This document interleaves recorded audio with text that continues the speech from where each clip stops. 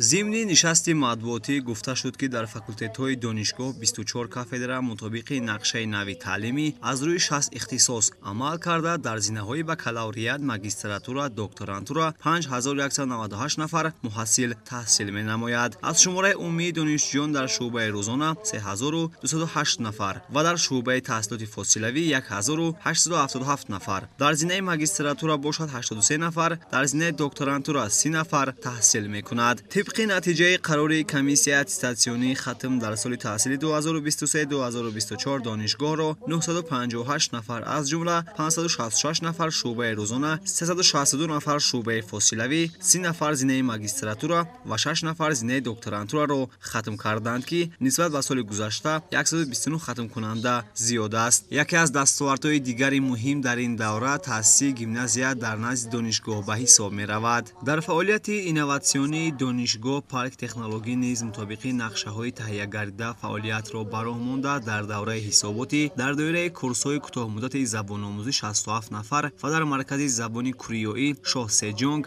158 نفر به تحصیل فرا گرفته شدند. همزمان در این دوره پارک تکنولوژی با یک قطار مؤسسه و مقامات دولتی برای آموزش زبان‌های انگلیسی و روسی شرطنامه‌ها به امضا رسانید که در مجموع 244 نفر شنوندگان با آموزش زبان‌های روسی و انگلیسی جلب گردیدند.